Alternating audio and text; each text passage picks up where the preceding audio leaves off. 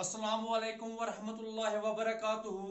Dear students, इस time हम discuss करने जा रहे हैं 11th क्लास का एक बहुत ही इंपॉर्टेंट चैप्टर है, that is the laws of motion. और हम स्टार्ट करेंगे आज इसका पहला लेक्चर। जस्ट आज एक इंट्रोडक्शन होगा about the Newton's laws of motion. हम न्यूटन के 3 लॉज को डिस्कस करेंगे, इसमें थोड़ा सा अच्छे से इलैबोरेट करेंगे Newton second law of motion, क्योंकि वहां से एक क्वेश्चन आने के अच्छे खासे चांसेस होते हैं आपके एग्जाम में। So let us start with Newton's laws of motion. सबसे पहले हम डिस्कस करेंगे first law of motion. First law simple, इसकी स्टेटमेंट हम अंडरस्टैंड करेंगे।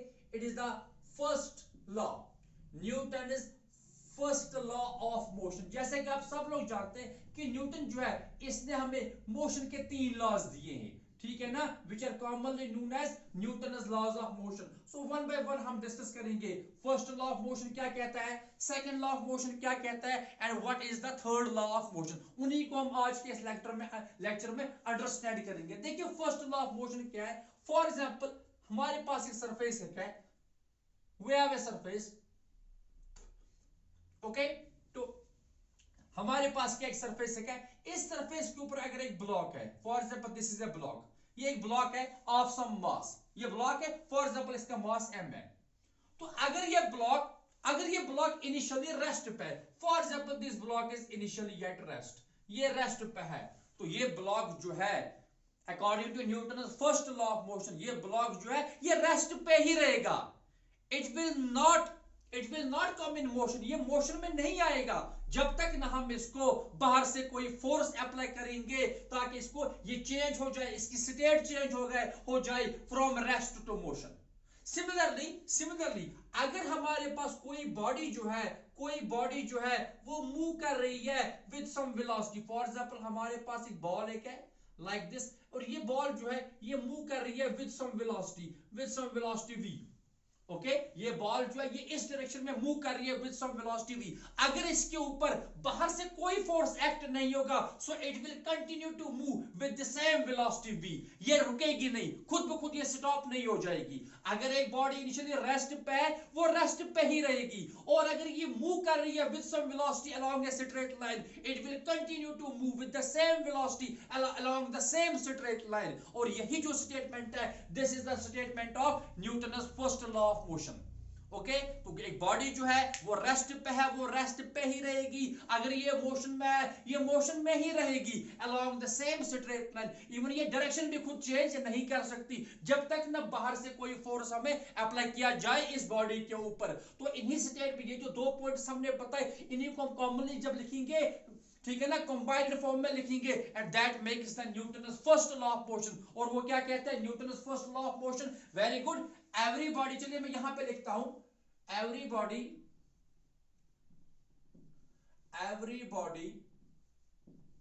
remains everybody remains in the state of rest,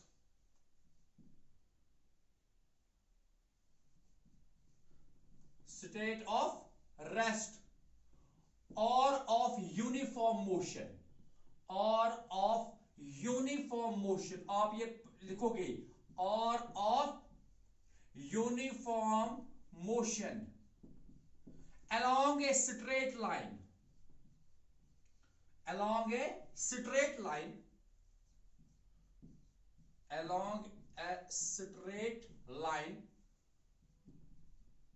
unless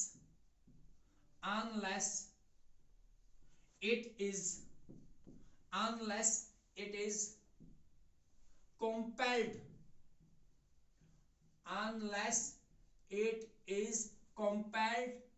by some external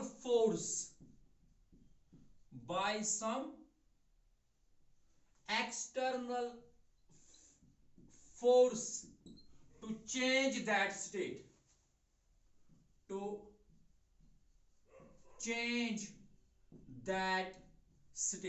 This is the statement of Newton's first law of motion, कि everybody remains in the state of rest or of uniform motion along a straight line unless it is compelled by some external force to change that state। कोई भी body है ये rest पे है तो rest पे ही रहेगी, यूनिफॉर्म मोशन में यूनिफॉर्म मोशन में ही रहेगी along that straight line, जब तक ना इसको बाहर से कोई force, unless some external force जो है, unless it is compelled by some external force to change that state। so this is the Newton's first law of motion. अब इसको हम एक और तरीके से भी हम इसको डिफाइन कर सकते हैं। We can also state this first law of motion in another way. आप वीडियो को पॉज करके पहले ये स्टेटमेंट लिखेंगे, अब हम दूसरे स्टेटमेंट को समझेंगे। वो क्या है, सिंपल यहां पे देखिए, आप इसको लिखेंगे पहले, okay.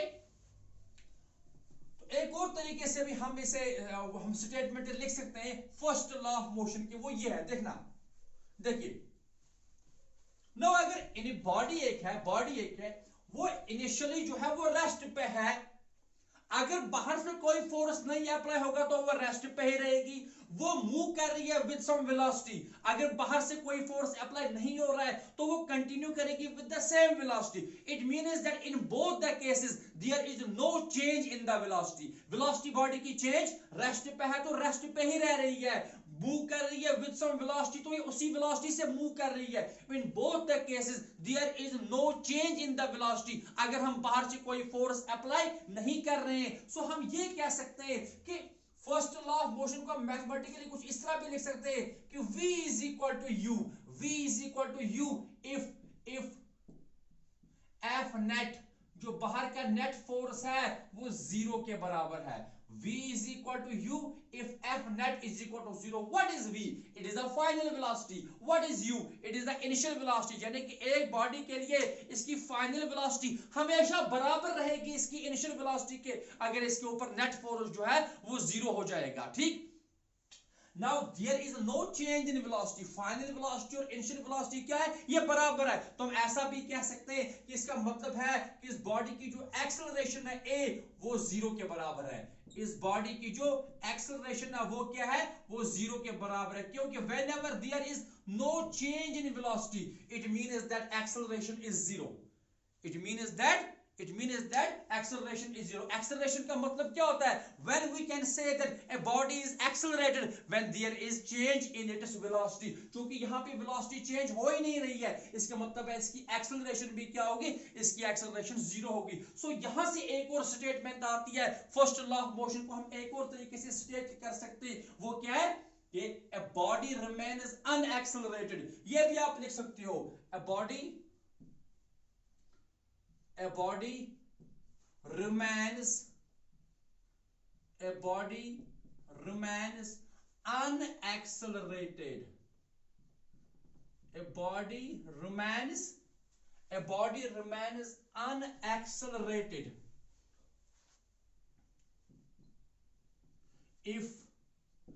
if net external force, a body remains unaccelerated if net external force acting on it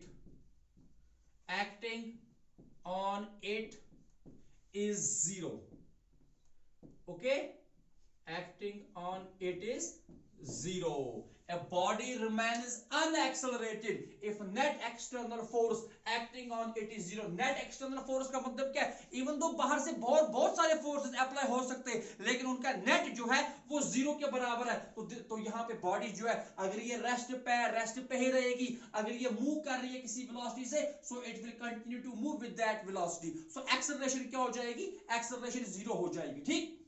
So this is the statement of the first law of motion। so इस first law of motion को it is also called law of inertia, क्योंकि first law of motion वही तो है inertia। inertia का मतलब क्या होता है कि कोई भी बॉडी खुद से रेस्ट पे नहीं आएगी और कोई भी बॉडी खुद से मोशन में नहीं आएगी, कोई भी बॉडी खुद से अपनी डायरेक्शन चेंज नहीं कर सकती जब तक ना हम इसके ऊपर कोई फोर्स अप्लाई करें। so first law of motion is also called law of inertia। okay, तो आप वीडियो को पॉज करके पहले यहां तक लिखेंगे। अब हम आते हैं Newton's second law of motion पे। Okay, so this was about the first law of motion.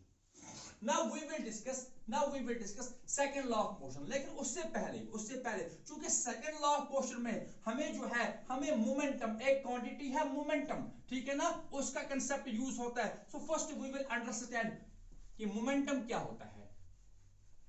Momentum देखना, मोमेंटम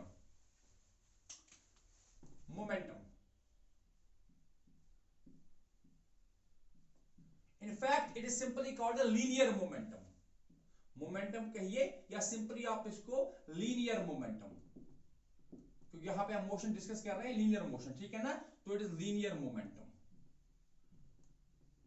ओके, लीनियर मोमेंटम।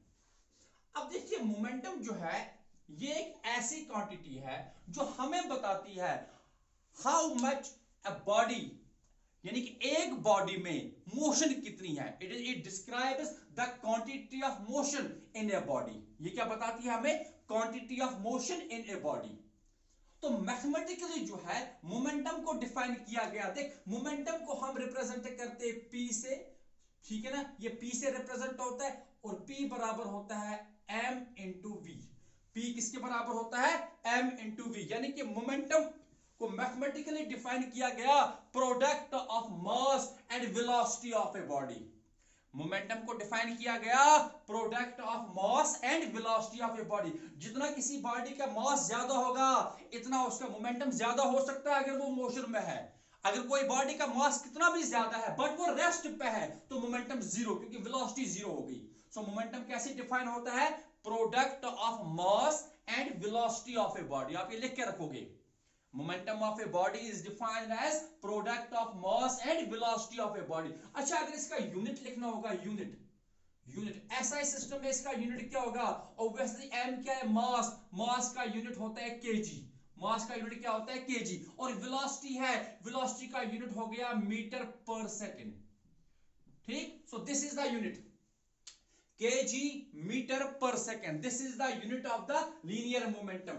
अगर आपको इसका डायमेंशनल फॉर्मूला लिखना होगा, dimensional formula of linear momentum, it is equal to, यहां पे क्या है, मास का डायमेंशनल फॉर्मूला क्या होता है, ऑब्वियसली m है तो m ही आएगा, कैपिटल M।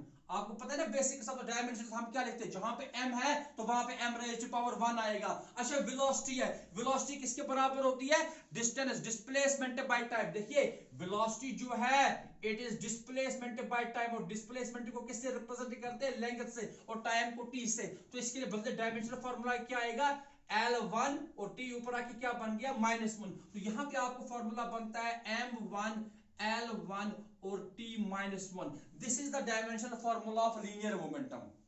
ये क्या है, dimensional formula of linear momentum. और एक और चीज, it is a vector quantity. जो लीनियर मोमेंटम है, linear momentum is a vector quantity, याद रखना ये एक वेक्टर है, क्योंकि वेलोसिटी वेक्टर है। तो वेक्टर में अगर आप पूरा लिखोगे तो p vector is equal to m, mass तो स्केलर है लेकिन वेलोसिटी जो है वेलोसिटी वेक्टर है।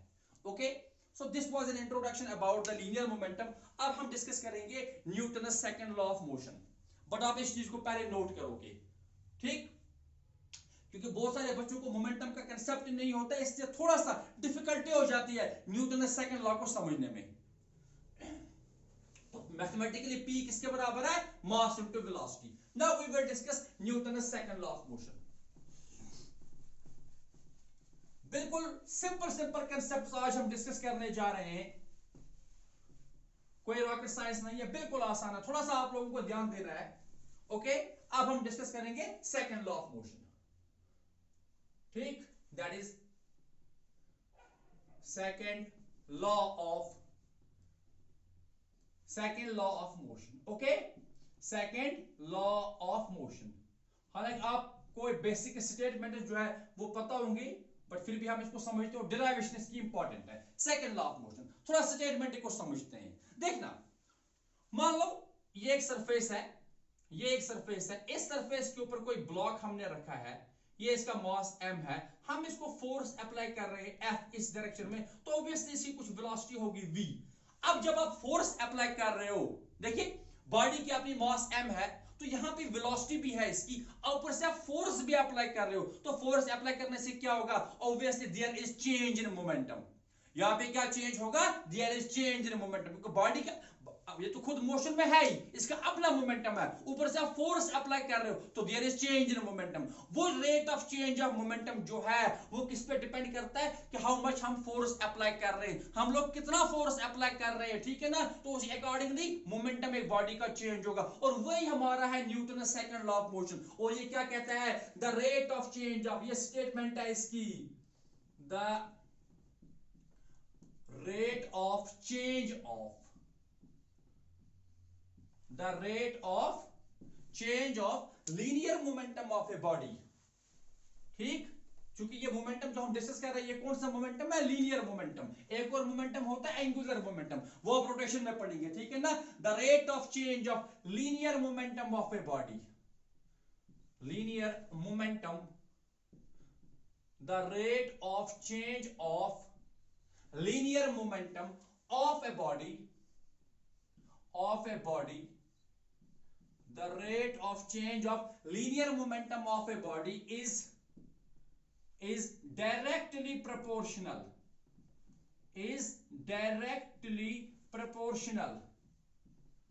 the rate of change of linear momentum of a body is directly proportional to the force applied on it, to the force applied. The rate of change of linear momentum of a body is directly proportional to the force applied on it। ये इसकी statement है क्या, the rate of, देखिए exam में अगर question आता है ना state Newton the second law of motion, तो आपको ये जो स्टेटमेंट है ये लिखनी पड़ेगी।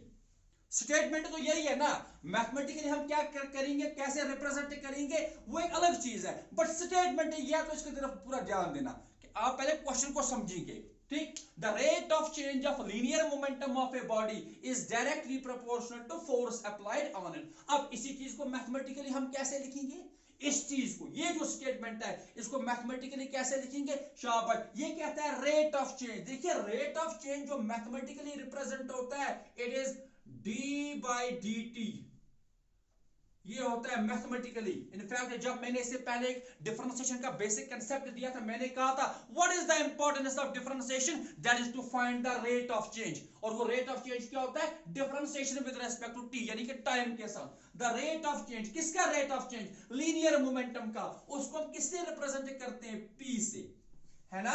रेट ऑफ चेंज ऑफ, ये हो गया rate of change d by dt, किसका रेट ऑफ चेंज, ये लीनियर मोमेंटम का रेट ऑफ चेंज। देखिए इसमें दो चीजें आती हैं, रेट ऑफ चेंज हो गया d by dt, किसका rate of change, linear momentum का, दैट इज p। और ये सारा क्या है, इट इज डायरेक्टली प्रोपोर्शनल, ये किसके प्रोपोर्शनल है, it is proportional to the force, ये किसके प्रोपोर्शनल है, फोर्स के, तो हम लिखेंगे f, ठीक है ना। The rate of change of linear momentum जो है it is directly proportional to f।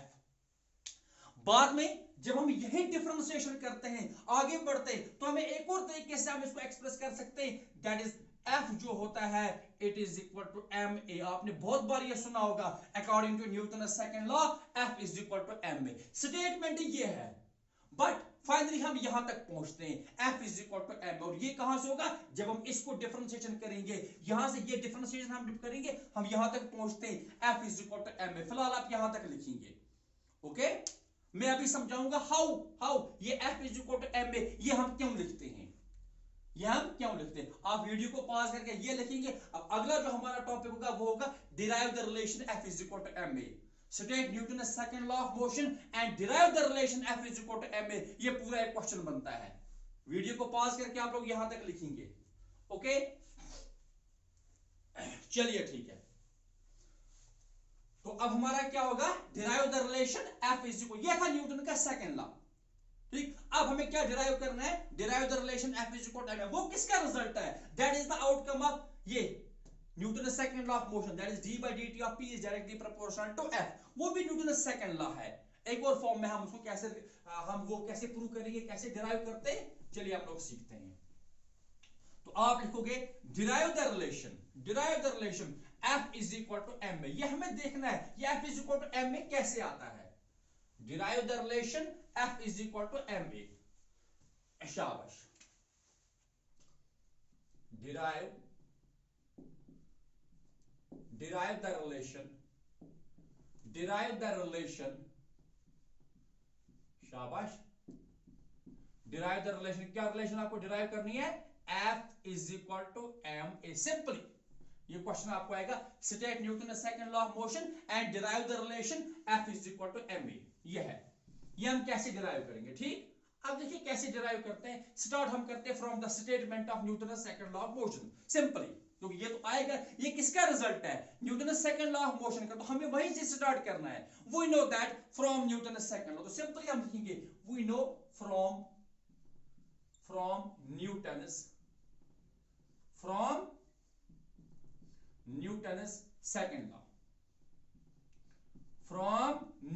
Second law, तो हमें क्या है, सो सेकंड लॉ स्टेटमेंट क्या है उसकी, Newton's second law, that is dp by, शाबाश, d by dt of p, d by dt of p, it is directly proportional to f, है कि नहीं, d by dt of p क्या है, rate of change of momentum, it is directly proportional to f, or we can write d by dt of p। अब देखिए जहां पे proportionality sign होता है, आपने पढ़ा है बेसिक्स ऑफ फिजिक्स है, अगर a है प्रोपोर्शनल टू b तो हम क्या लिखते हैं, a is equal to some constant k into b, simply. तो अगर हमें यहां पे आया rate of change of momentum यानी कि d by dt of p it is directly proportional to f, तो हम लिख सकते हैं it is equal to some constant k into f, it is equal to some constant k into f। अब k जो है k कांस्टेंट है, इसका एक्सपेरिमेंटल वैल्यू जो है वो 1 है, एक्सपेरिमेंटल वैल्यू ऑफ k कितना, ये आप लिखेंगे the experimental value of k is equal to 1, k का एक्सपेरिमेंटल वैल्यू कितना आ गया 1, तो वहां पे हमें क्या बचा, अगर k को हम 1 के बराबर पुट करेंगे तो हमें क्या आ गया, d by dt of p किसके बराबर, वो f के बराबर आ गया, यानी कि d by dt of p ये किसके बराबर आ गया, f के बराबर, और वी कैन राइट कि f is equal to d by dt of p, f is equal to d by dt of p। अब जरा देखेंगे हम f is equal to d by dt of p, now what is p, p is linear momentum, p क्या है, linear momentum, हमने देखा कि p किसके बराबर है, what is the definition of p, p is equal to mv, product of mass and velocity, तो इसका मतलब हम लिख सकते हैं f is equal to d by dt of p के बदले क्या लिखेंगे m into v, देखिए p के बदले क्या लिखेंगे m into v, okay. F is equal to d by dt of p, p क्या है, लीनियर मोमेंटम, और p किसके बराबर होता है, मास इनटू वेलोसिटी, तो आपको F is equal to d by dt of mv, F is equal to d by dt of mv, okay, शाबाश। अब आगे बढ़ते हैं, चलिए पहले यहां तक लिखिए, ठीक, आप पहले वीडियो को पॉज करके यहां तक लिखेंगे कि F is equal to d by dt of mv, F is equal to d by dt of mv, यहां पे मैं लिख के रखता हूं, F is equal to d by dt of, F is equal to d by dt of mv, ठीक, ये हो गया।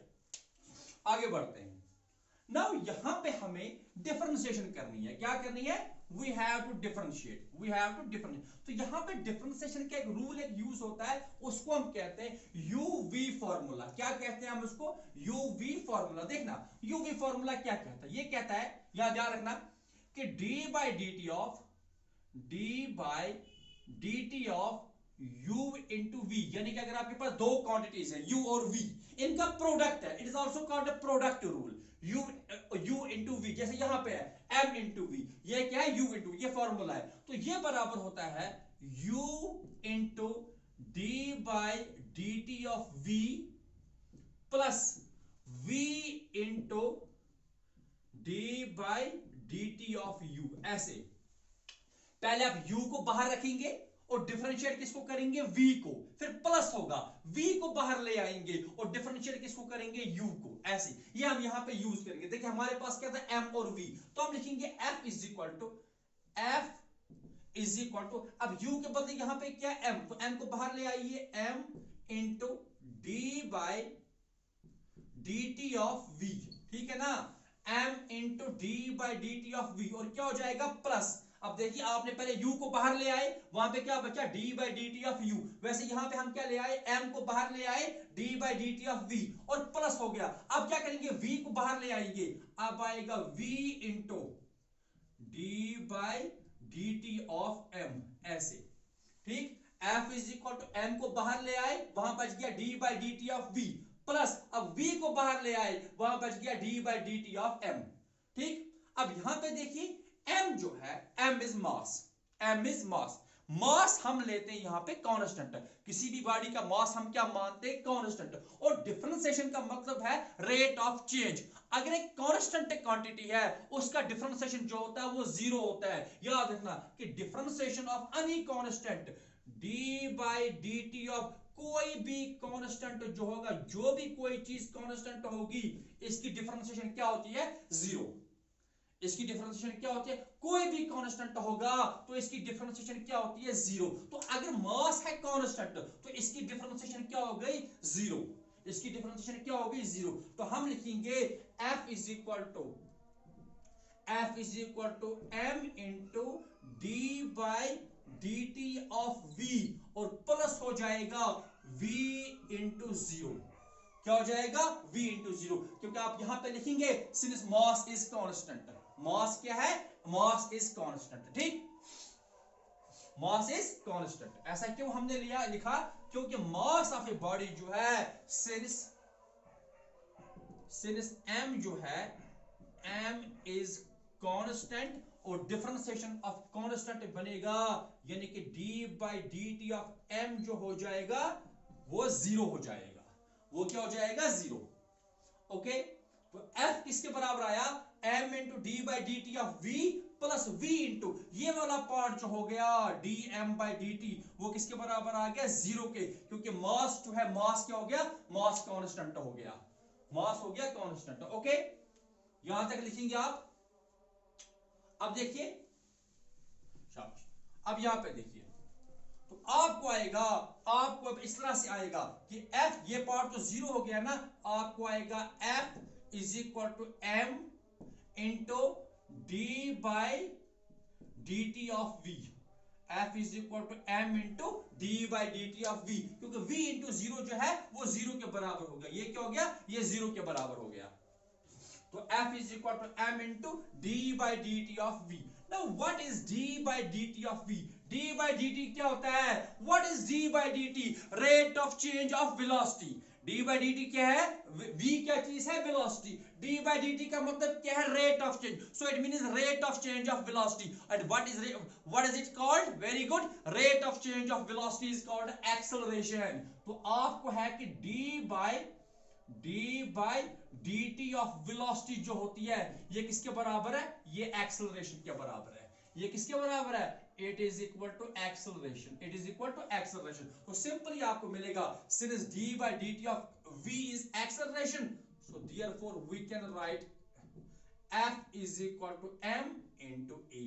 So ये आपके पास रिलेशन आ गई F is equal to ma, यानी कि फोर्स जो होता है, जो भी हम फोर्स अप्लाई करते हैं किसी भी बॉडी के ऊपर, ये बराबर हो जाता है मास इनटू एक्सेलरेशन। तो यहां से आप बहुत सारे न्यूमेरिकल जो है वो हम कैलकुलेट कर सकते हैं।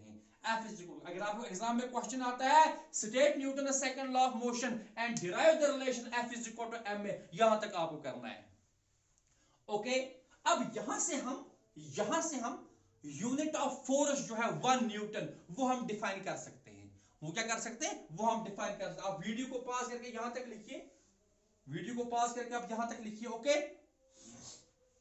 चलिए ठीक है, अब हम लिखेंगे डेफिनेशन ऑफ न्यूटन, यानी कि अगर आपको एग्जाम में क्वेश्चन आता है डिफाइन 1 न्यूटन, डिफाइन 1 न्यूटन, देखना कभी आपको आ सकता है 1 मार्क्स का क्वेश्चन, ठीक। Define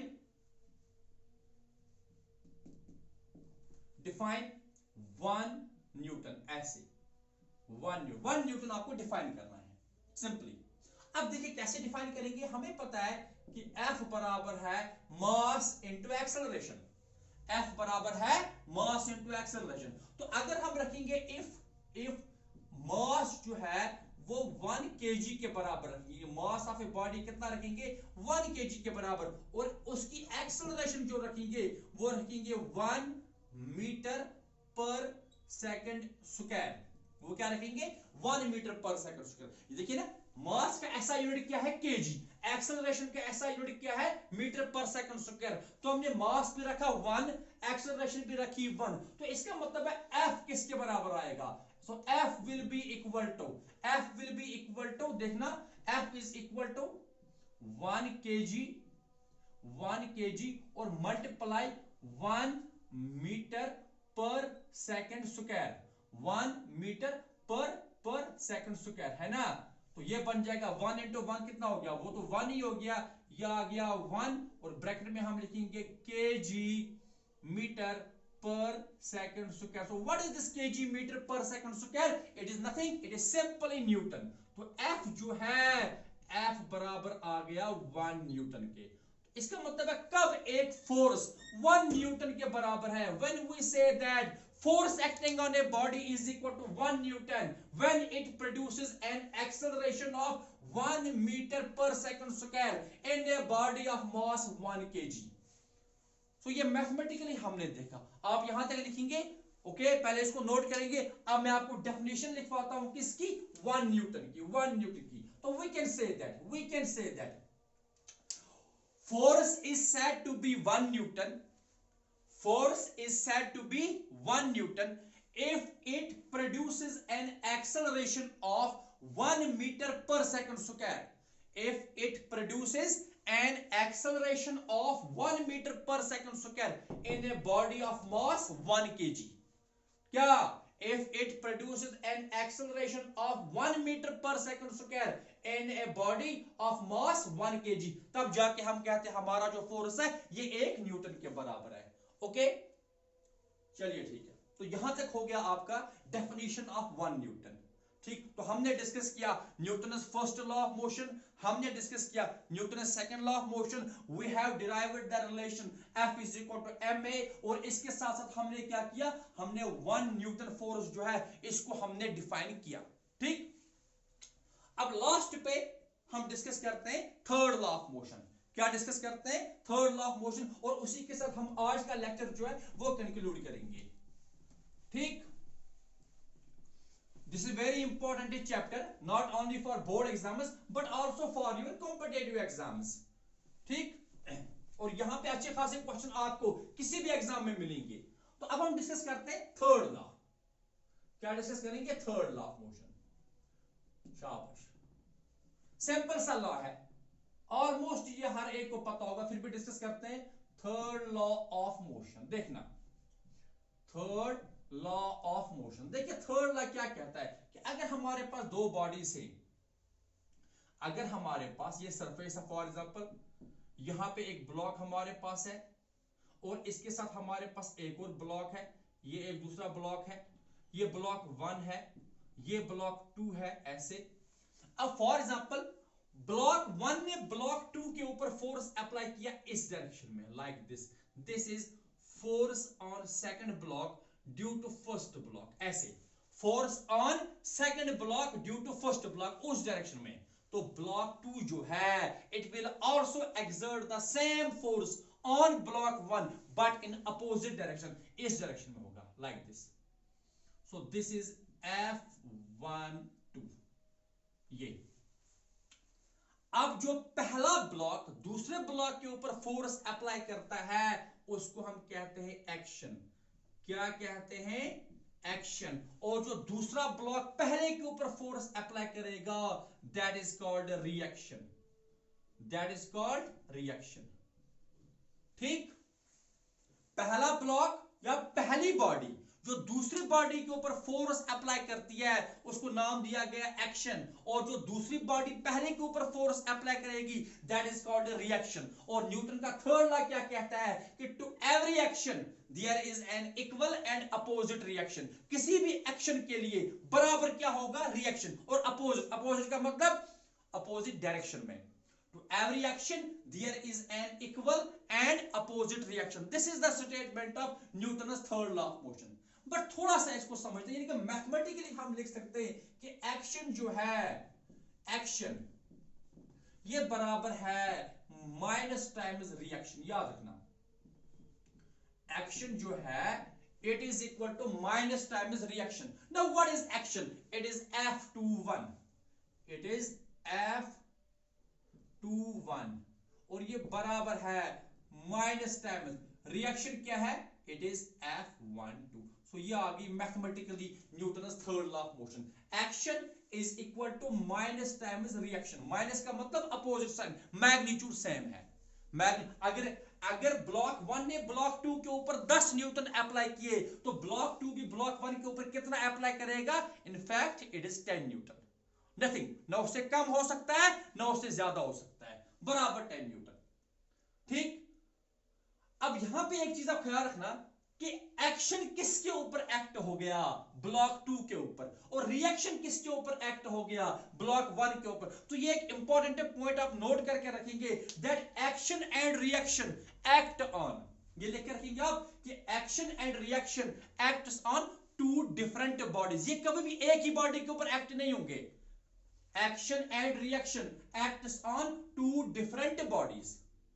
action and reaction acts on, एक बॉडी यहां से आ गई, एक यहां से, ये टकरा गई, एक्शन तो इसके ऊपर हो गया, रिएक्शन इसके ऊपर हो गया। या हम ये कह सकते हैं कि एक्शन ये इस बॉडी के ऊपर हो गया, रिएक्शन इसके ऊपर एक्ट होगा, लेकिन सेम बॉडीज के ऊपर कभी भी एक्ट नहीं होंगे। सो एक्शन एंड रिएक्शन जो है they acts on two different bodies. So this is the Newton's third law of motion. Okay, तो आज हमने डियर स्टूडेंट्स, आज हमने डिस्कस किए न्यूटन के तीनों लॉज हमने डिस्कस किए। न्यूटन का सेकंड लॉ हमने भी डिराइव किया, derive the relation F is equal to ma, और हमने देखा about the Newton's third law of motion, action और रिएक्शन क्या होता है। ठीक, तो आगे जो हम इंशाल्लाह नेक्स्ट हमारा जो लेक्चर होगा टुमारो, उसमें हम डिस्कस करेंगे, एक तो बहुत ही इंपॉर्टेंट है, that is the impulse momentum theorem. पहले हम समझेंगे what is impulse, then what is impulse momentum theorem, और उसको प्रूव करेंगे। और हम डिस्कस करेंगे एक और बहुत ही इंपॉर्टेंट क्वेश्चन है, that is the Newton's second law of motion as real law of motion. हम प्रूव करेंगे कि why we say that Newton's second law of motion is the real law of motion. और उसके बाद एक और lecture होगा about the law of conservation of energy, state and prove law of conservation of linear momentum. तो वो हमें वो प्रूव करना है और उसके ऊपर कुछ न्यूमेरिकल्स होंगी। Thank you very much.